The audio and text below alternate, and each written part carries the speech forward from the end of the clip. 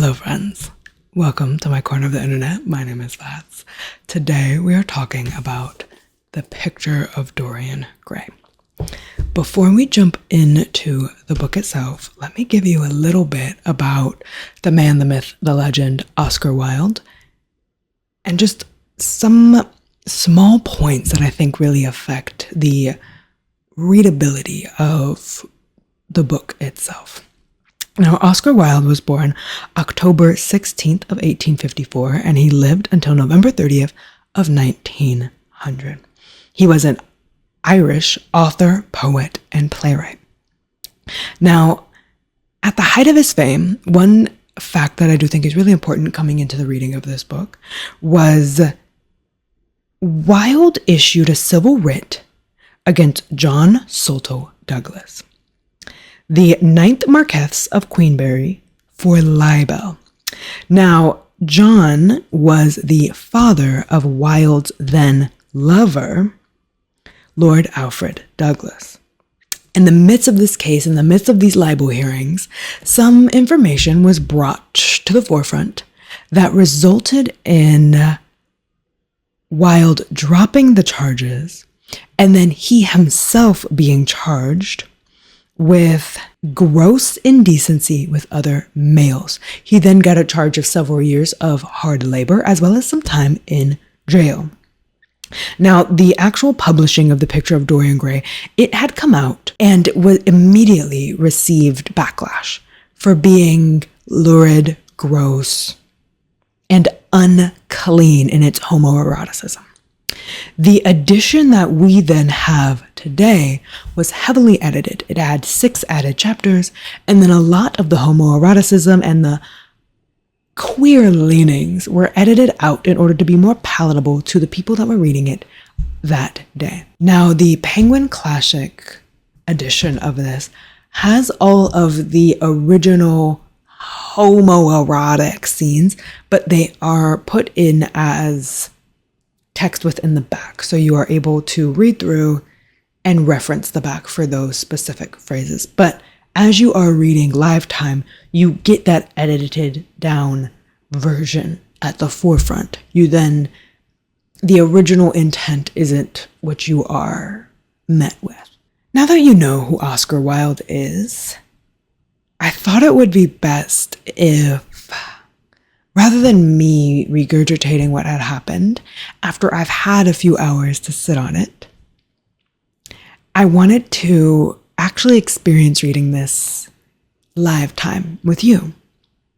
So let's cue music.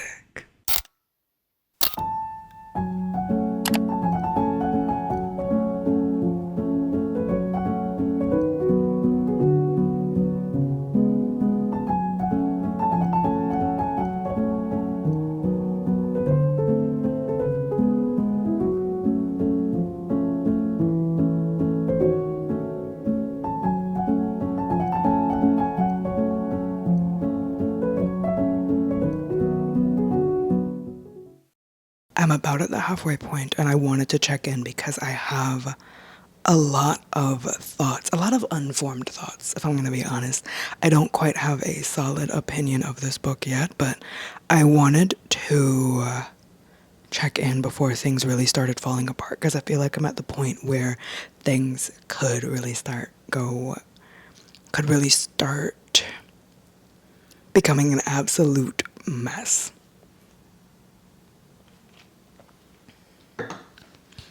Let's start at the beginning and then make our way to where I have paused at. Now, the very, very beginning of the book opens up with... Now, the preface of the book, the very beginning of the book, opens up with these tenements of aestheticism. You get a collection of epigrams that detail out what the early 19th century in Europe is being guided towards, a realm of thought that is very popular back then. And it is essentially this idea that art doesn't serve any moral, political, or be it didactic ends. It's art be just as art is. Art is therefore an expression of pleasure, and pleasure is just what drives man. It is just unperturbed beauty and pleasure. That is how art is. Some of these epigrams are: the artist is the creator of beautiful things. To reveal art and conceal the artist is art's aim. The critic is he who can translate into another manner or a new materialism his impression of beautiful things. The highest as the lowest form of criticism is a mode of autobiography. Those who find ugly meanings in beautiful things are corrupt without being charming. This is a fault. And it just kind of goes through that no artist desires to prove anything. Even things that are true can be proved. No artist has ethical sympathies. It's just this list of philosophies, essentially. Now, coming into this, this is my first time reading Dorian Gray. When I get a list of philosophies, I'm just questioning where our author stands on this. Where I'm at in the book right now, I don't have an answer, but as I'm getting this realm of thought, this realm of what aestheticism essentially is and what is becoming very prevalent in expression in the time that I believe this was, upon its second edit, it had been published in 1891. So at this time, that is what people see art to be. And I don't yet know how Wilde stands on the point of that, but that's how you're introduced to this book, essentially. You're given this realm of thought, aestheticism, up front. But then after that, chapter 1 comes in, and I get introduced to two key players, Lord Henry and Basil. Now, Basil is the artist who is absolutely enamored with Dorian Gray, the guy who comes in and sits prettily for Basil to paint. And Lord Henry is just this... At this point, when I'm first introduced to him, I just thought he was a guy that doesn't know how to shut his mouth. He's a very talkative, like he is one of the most loquacious characters that I've ever experienced. So Henry comes in, and Henry is also somebody who is just portraying a set of philosophies. Now, an example of this is Henry and Basil are discussing the art that Basil is painting, the art of Dorian.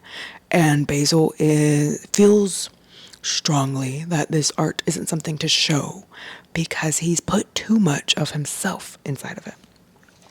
In response, Henry is like, oh, no, you're not. You're nothing like Dorian.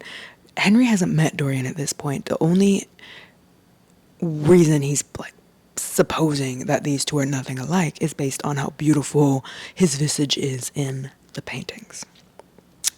And in this conversation, Henry says, but beauty, real beauty, ends where an intellectual expression begins. Intellect is in itself a mode of exaggeration and destroys the harmony of any face. The moment one sits down to think, one becomes all nose or all forehead or something horrid. Look at the successful men in any of the learned professions, how perfectly hideous they are. Except, of course, in the church. But then in the church, they don't think. A bishop keeps on saying at the age of 80 what he was told to say when he was a boy of 18. And as a natural consequence, he always looks absolutely delightful. Your mysterious young friend, whose name you have never told me, but whose picture really fascinates me, never thinks. I feel quite sure of that.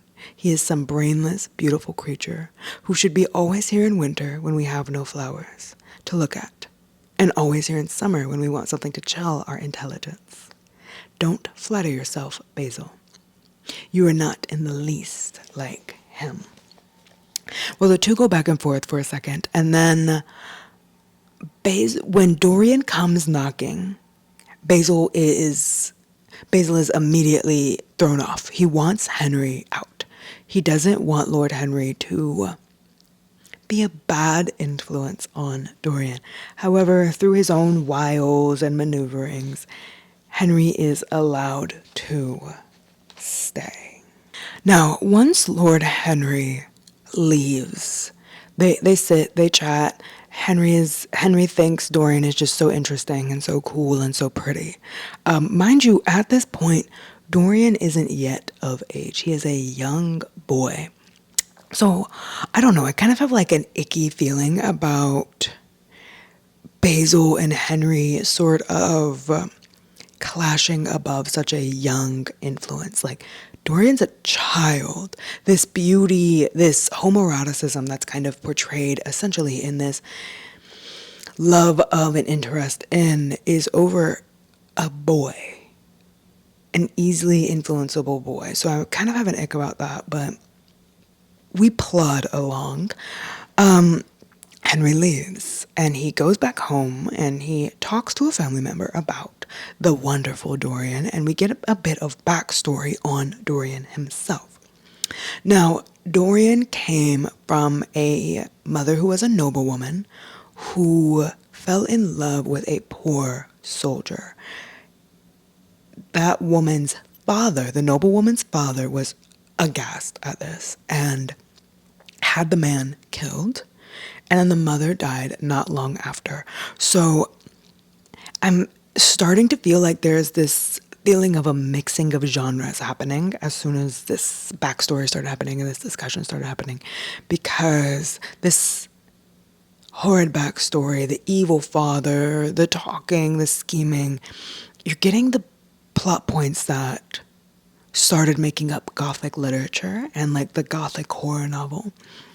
But at the same time, the way that Wilde approaches dialogue and the way he approaches conversations is obviously satire. And on top of that, Oscar Wilde writes like a playwright. He's a guy that writes plays. And it's so weird because the dialogue is lovely and the dialogue is so well thought out and well played. However, the way that these characters sort of use conversation to respond to mannerisms or to portray mannerisms, it's very odd to read because you can see the playwright of Wilde as you go through this. Now, for a few scenes, you just get a few dinners, people talking, and Lord Henry being witty. Lord Henry pops up with his philosophies and his thoughts constantly. But again, I still don't know upon which Wilde places himself, because right now Lord Henry sort of oscillates between a few realms of thought that don't necessarily overlap, which is kind of confusing. There are points where Henry sort of oscillates between hedonism, and then there are other moments where he delves pretty deeply into nihilism. Now, these are philosophical realms of thought that do exist separately from one another. They don't necessarily overlap.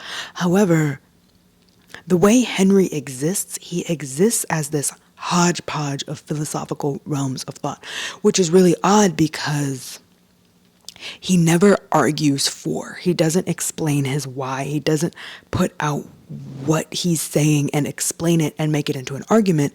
He just throws out these ideas that, again, come from different realms of thought. He just is kind of this...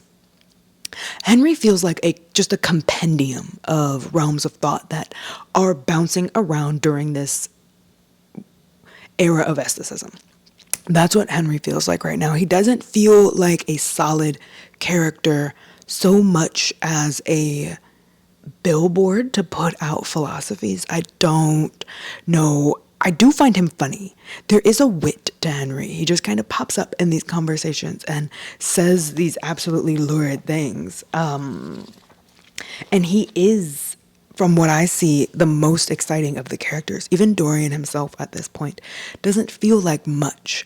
And while I don't understand Henry, there is entertainment to him. He's not so much a character to me as he is entertaining dialogue, which is cool. Now, part that I've ended at this point was Dorian comes to his friends and says that he's fallen in love, absolutely fallen in love with a woman named Sybil Vane. Now, Sybil Vane is an actress, because Dorian had just been exploring the town and went into this decrepit theater to watch Romeo and Juliet. And Sybil was on stage, and night after night after night, Dorian had gone to see Sybil Vane, and she just played different characters throughout Romeo and Juliet.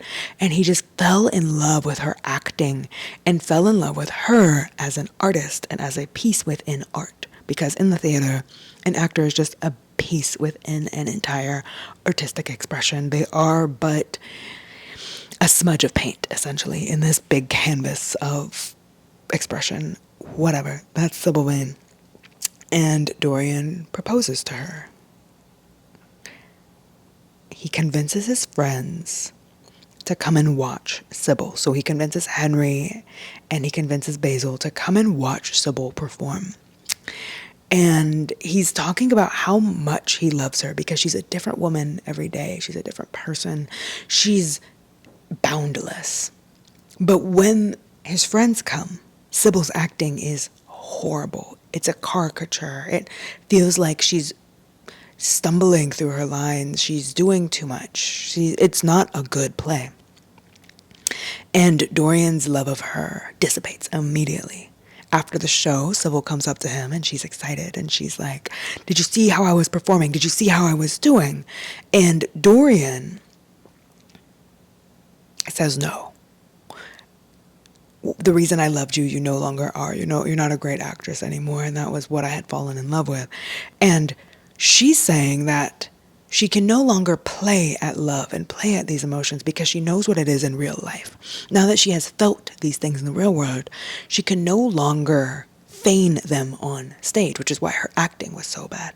Her love of Dorian and her love and their pending nuptials are what has led her to be a bad actress. And Dorian shuns her. In her absolute heartbreak, Sybil Vane removes herself from the story in a sad kind of way. Now, the reason I stopped is this is the point where the picture starts to change. When we find out that Sybil Vane has taken these actions, Dorian immediately says he is at fault. He knows what he has done. He is this horrible person. And this photo that he had been gifted by Basil, one of those art pieces that is absolutely stunning and beautiful, here is how it is described now, at this point in the story. As he was turning the handle of the door, his eye fell upon the portrait Basil Howard had painted of him. He started back as if in surprise. Then he went on into his own room, looking somewhat puzzled. After he had taken the buttonhole out of his coat, he seemed to hesitate. Finally, he came back, went over to the picture, and examined it. In the dim, arrested light that struggled through the cream-colored silk blinds, the face appeared to him to be a little changed. The expression looked different. One would have said that there was a touch of cruelty in the mouth. It was certainly strange.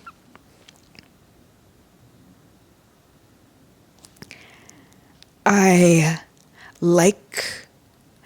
do enjoy the gentle creepiness that I'm getting with this. The gentle horror that is this slight change in the photo, and I do like that. And I do think it is interesting how this has come about after Dorian's expression of a lack of love and his heartbreak of another person. Before I continue reading, I just want to put out that while Henry is a very entertaining character to me, he's not a good guy. He's not. Dorian himself as he is portrayed right now, I don't necessarily see goodness in him. I do understand he's beautiful, but I don't see goodness in him either. Basil's a vibe. Basil's a vibe. Like, I've got nothing bad to say about Basil. However,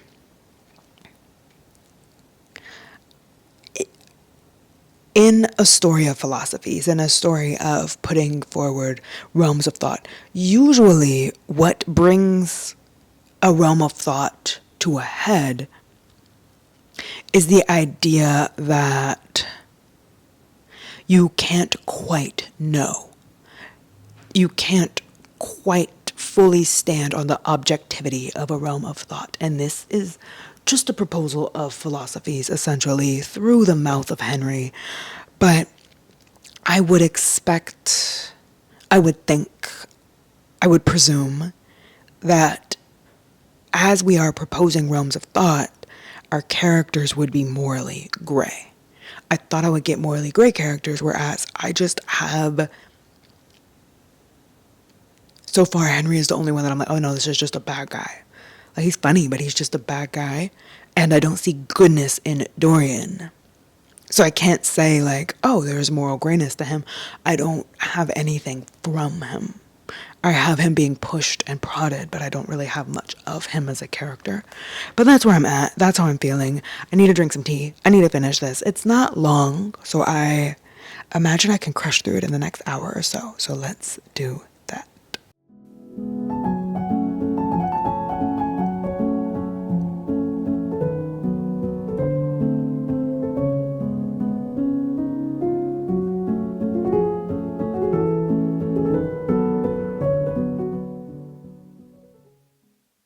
My goodness, you remember when I said I kind of felt like things are going to start falling apart? Well, they fell the F apart. Okay, where do I even start? I feel like Sybil Vane's death was the catalyst to Dorian just absolutely losing it, like falling off his rocker and crumbling to pieces. And I do think a part of that, but also not wanting to specifically put blame on this character, is upon Sybil Vane's death, Dorian really latches on to Lord Henry's influence. Really latches onto that. But before we get to that, Basil confesses his love to Dorian. Now, in the Penguin edition, you have what is written within the book, and then you have the notes in the back. And there is so much censorship to this book, in which the original scenes that Wilde had in there are edited down and made a little bit more kosher. But basically, Basil confesses his love to Dorian. Dorian is very blasé about it.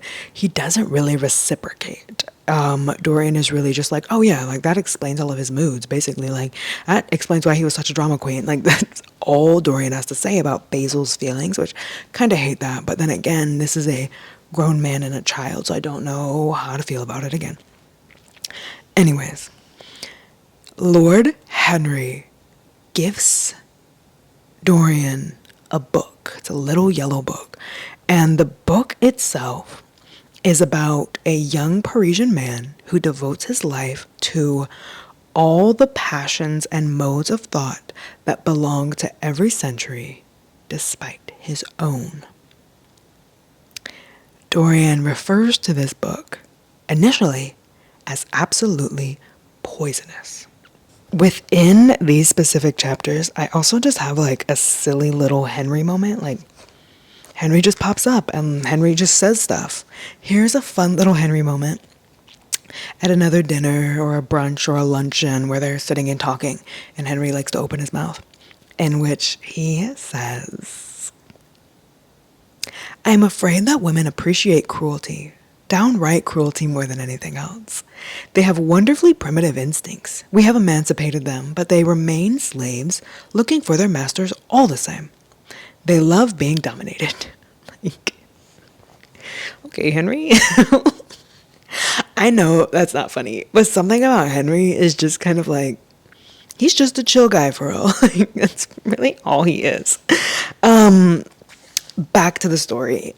I just think like the little moments of Henry really just pop up like that. Like you're dealing with like this love confession and this plot point, and then you have a dinner and Henry running his mouth. Now, back to this little yellow book. Initially, Dorian refers to it as absolutely poisonous, but then he becomes obsessed with this book, and he gets copy after copy, edition after edition, several different colors, and he's reading through it all the time. And to me, what it felt like was, in his love of this book, it felt like this disenchantment with everything else going on around him. He really separated himself and pulled himself away from everything else that he's a part of to delve so wholly into what this book was giving him. There's also at this point where this book has become a thing for him, but Dorian starts delighting and speaking on this double life that he has. And there's a double life in so much of what he's experiencing, like who he is as a beautiful person and who he sees within the deteriorating painting, and who he is reading this book, and who he plays to be while he's at these luncheons and these dinners and fits himself into society versus how he thinks about society and how he exists as an independent mind. So Dorian starts experiencing this double life, this huge theme, I feel like, in this book of the hypocrisy and the outward masks that you wear. That does seem to be very prevalent and very unashamed in how prevalent it is. You know, I've got this picture. Like, it's kind of punching in the face with this thing, but it's doing what it needs to do. Anyways, I have one more thing I want to say about the book. This little book that he becomes obsessed with. It feels paradoxical that this book is supposed to be freeing to Dorian and opening his mind and willing him away from the ethos and pathos that society has pressed upon him. But there is paradox in the fact that he is being freed by something bounding, like something in a binding. Like a book is literally a bound thing. You know what I'm saying? And this book is just spoon feeding him a different way of thinking about life. That's it. He hasn't been freed. He's simply hopped philosophies again and decided to consume himself in another. He hasn't made himself an individual or sprung loose. He just simply hopped boats. We need to talk about how Basil dies. Yeah, you heard that right if you haven't read this book. Spoilers. Basil doesn't make it. Sweet baby Basil doesn't make it. It happens at page 150, which is 3/4 of the way through the book. Basil had stopped by Dorian's home because he wanted to tell him that he was going to Paris to just work on some art. Dorian came home late, and Basil and Dorian had passed each other on the street. And Dorian was like, okay, yeah, come in, let's talk. As they're talking, Basil is really perturbed by the rumors that he hears about Dorian throughout the town. He's saying people are saying horrible things about you. You're ruining women. You're ruining friends. There's so many horrible things said about you. And Basil says that in a moment of him arguing for his friend against somebody else was speaking poorly of him. And Basil had responded, I told him that it was absurd, that I knew you thoroughly, and that you were incapable of anything of the kind. Know you. I wonder, do I know you? Before I could answer that, I should have to see your soul. To see my soul, muttered Dorian, starting up from the sofa and turning almost white from fear. Yes, answered Howard, gravely, with deep-toned sorrow in his voice. To see your soul. But only God can do that. Yes, he continued, coming closer to him. and looking steadfastly into his stern eyes. I shall show you my soul. You shall see the thing that you fancy only God can see. I loved this scene. All my problems with Wilde can write dialogue, and he can write so much emotion into what's being said. And the downfall of Dorian, hold on, let me get to the scene. Let's talk about this scene before I just start rambling about the book. So Dorian, at this point, he has locked his art, his portrait, away, locked behind a door where nobody else can get to it. And he takes Basil up and uncovers the portrait. An exclamation of horror broke from the painter's lips as he saw in the dim light the hideous face of the canvas grinning at him. There was something in its expression that filled him with disgust and loathing. Good heavens, it was Dorian Gray's own face that he was looking at. The horror, whatever it was, had not yet entirely spoiled that marvelous beauty. There was still some gold in the thinning hair and some scarlet on the sensual mouth. The sodden eyes had kept something of the loveliness of their blue. The noble curves had not yet completely passed away from chiseled nostrils and from plastic throat.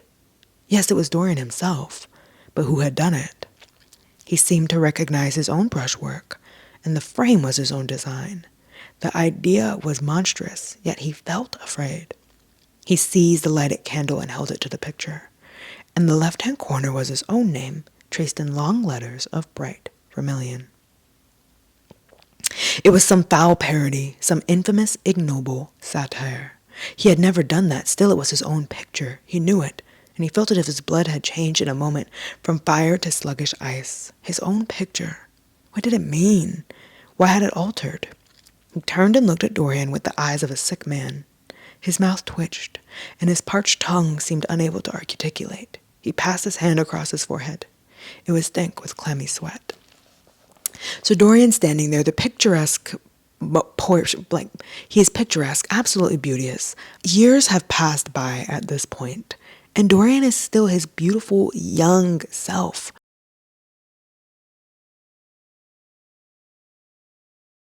Not a wrinkle is marring his face.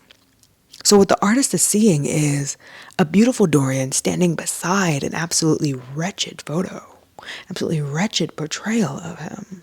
Now Basil is aghast, and he asks what happened. And Dorian says, "One day you introduced me to a friend of yours who explained to me the wonder of youth, and you finished a portrait of me that revealed to me the wonder of beauty. In a mad moment that even now I don't know whether I regret or not, I made a wish. Perhaps you would call it a prayer. You told me you had destroyed it. I was wrong. It has destroyed me." Dorian glanced at the picture, and suddenly an uncontrollable feeling of hatred for Basil Hallward came over him, as though it had been suggested to him by the image on the canvas whispered into his ear by those grinning lips. Dorian stabs Basil, kills him in cold blood. And then Dorian skips along and blackmails a chemist into disposing of the body.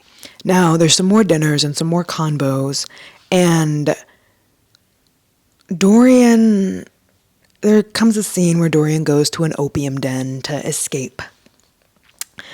His reasoning for going to the opium den is he remembers Henry said to him once, "To cure the soul by means of the senses, and the senses by means of the soul."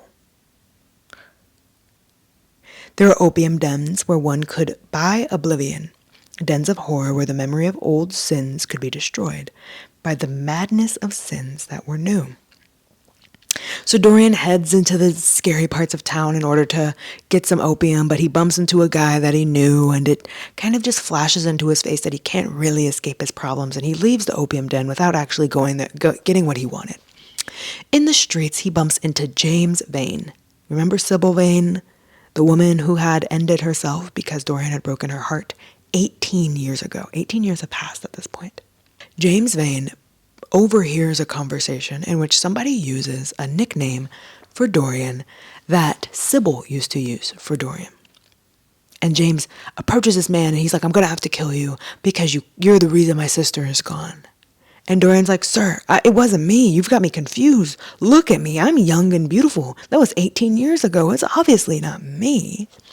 And the guy, James, apologized and he's like, oh my goodness, I'm so sorry. Over the next couple chapters, you have some more dinners, some more conversation, and some more Lord Henry spouting his philosophies. At one of these dinners, there is a horrible accident in which somebody shooting at pheasant accidentally kills a man crouched in the bushes. It's James Vane. Dies. Absolutely dies. Right there. And Dorian immediately feels better. He's like, oh yeah, I feel so good. Like, I feel safe now. Nobody's trying to kill me. Which is great because Dorian has been absolutely spiraling. After he had killed Basil, his photo has been seeping blood at the hands. There's just blood seeping out of the photo on the ugly Dorian right after he killed Basil. So Dorian's been spiraling a bit. He's been hiding out. He's been escaping. He's been running. He's been doing everything he can to not have to exist within his own thoughts. Now, a bit later, you get a scene in which Lord Henry and Dorian hang out. Henry wants Dorian to play piano, but they converse back and forth, and they have a little bit of a tete-a-tete, if you will. And this conversation is the point I think was very interesting, because again, Henry acts as this sounding board of hedonism, nihilism, aestheticism. Henry is the do what feels good, I just live life off of vibes kind of guy. And him and Dorian are going back and forth in this last scene, and Henry has a naivete to him. As they're talking, the naivete of Henry is very apparent. He seems almost childish as he's talking, and Dorian seems aged and weary, which is interesting. But once that conversation ends, Dorian goes a few days, and he goes up to check on his picture, the painting up in the hidden room. The reason he goes to check on it is he had, a few days ago, a while ago, made this pact to himself that he would be better and he would change himself and he would do better, because this piece is obviously showing the ugliness of his soul and showing his sin. So if he makes himself into a better person, the painting itself must be better. It must look better. So he goes up to check it out, to see what it's looking like. And it's, if anything, it's even uglier. Since he's decided to be a better person, the photo itself hasn't changed except to get even worse. Then the staff hear a horrible scream and a clatter, and they run upstairs to see what's happening. In the room, there is a beautiful photo of a young, pristine, angelic Dorian Gray. And on the floor is this hideous, ugly, decrepit man with a knife sticking out of his chest. And they are only able to identify that ugly, decrepit man as Dorian because of the rings on his fingers. Hello, welcome back to present day me. There are a few themes and a few topics that I don't think I spoke to well enough while I was just intaking the story for the first time. And I wanted to just sit back down and just hit a few quick bullet points. I got most of my thoughts out while I was reading, and I got most of my original interpretations as I was feeling throughout reading the book done then. But there are a few points that I don't think I spoke to in a way that I wanted to highlight. So these are the themes that I really want to highlight. First, censorship.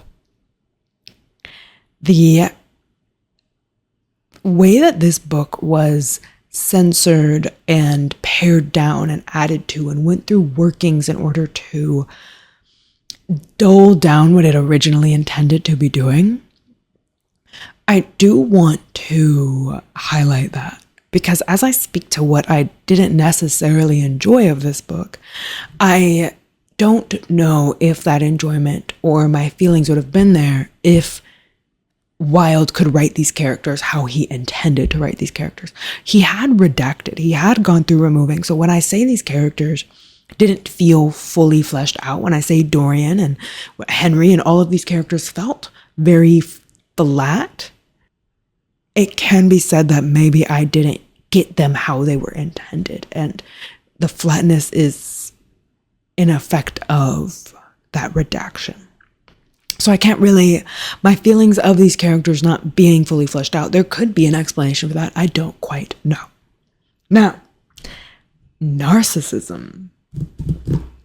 I think that it's really interesting how the narcissistic character traits of Dorian come through so heavily, where the discussion seems to be on the values and of aestheticism and of either accepting, denying, and the effects of hedonism leading your life, and this push towards pleasure and want for pleasure.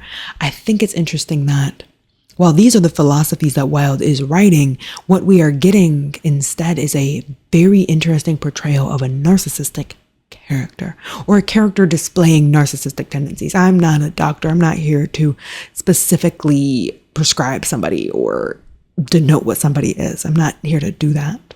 I'm instead here to just speak on the tendencies that I'm seeing. And Dorian is a very interesting portrayal of this narcissistic character trait, where Henry seems to be pushing him towards hedonism instead of this concept of pleasure and of art and of opening yourself to the world.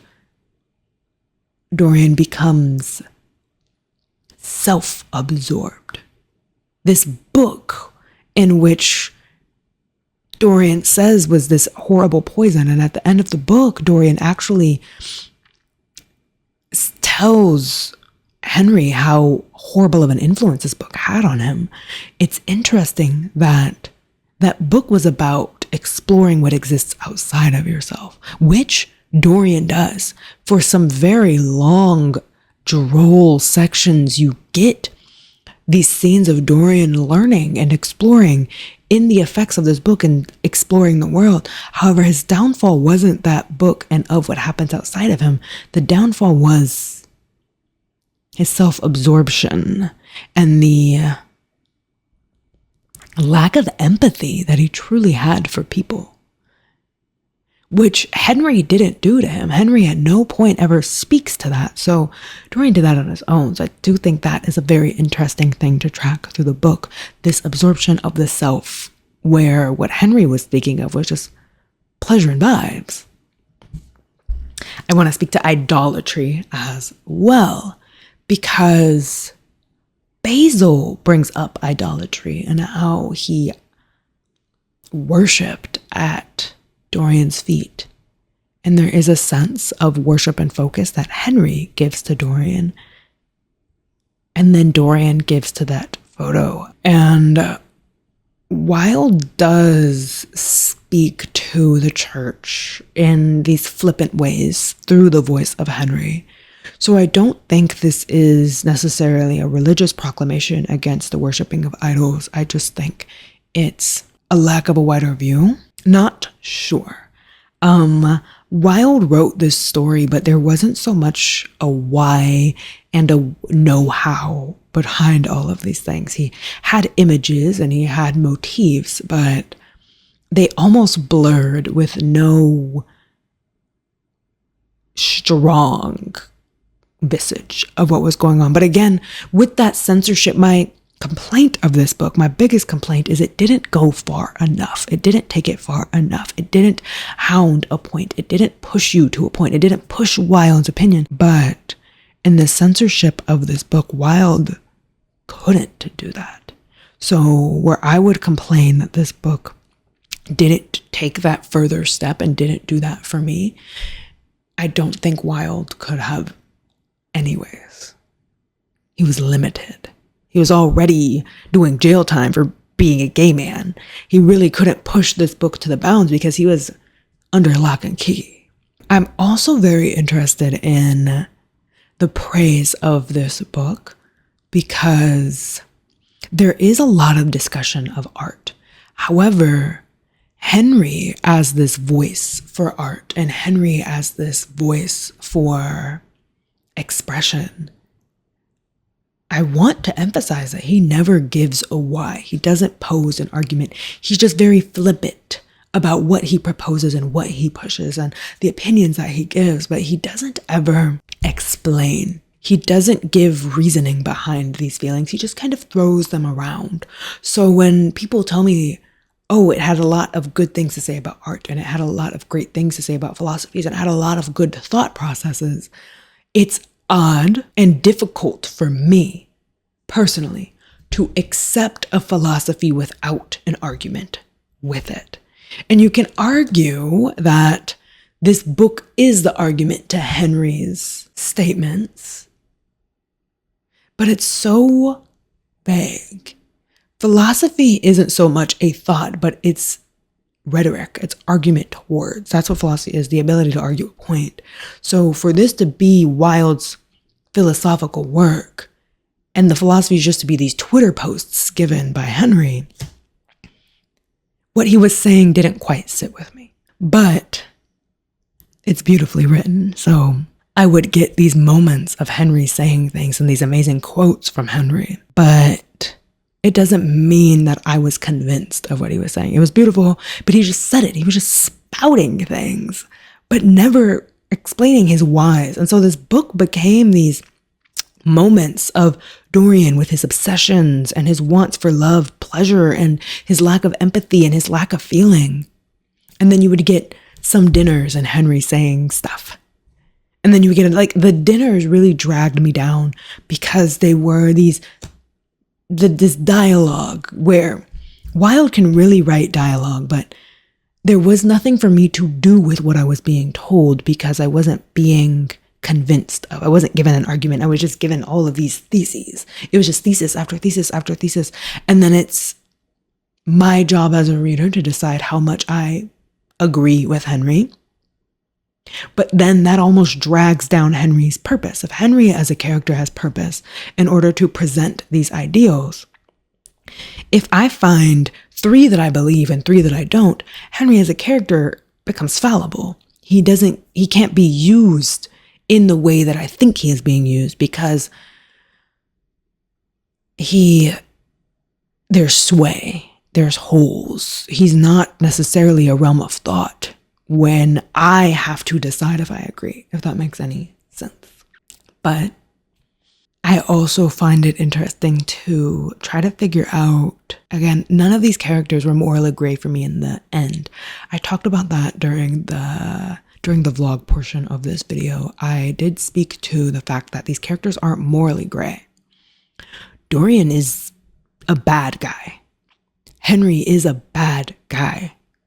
There is badness in these people. There is evil in these people. And they just kind of sit in that. There was no growth and there was no change. These characters just became, it was like I had a camera and I just zoomed in on these people.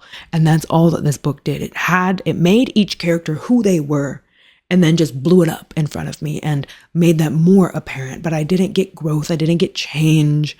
I didn't get evolution. What the characters were portrayed as, that's how they stayed. Dorian didn't grow and evolve. He just was kind of the same guy for 20 some years in this book. This book traversed 20 years for these characters not to change, which was interesting. But they weren't made to change. I don't know. I would say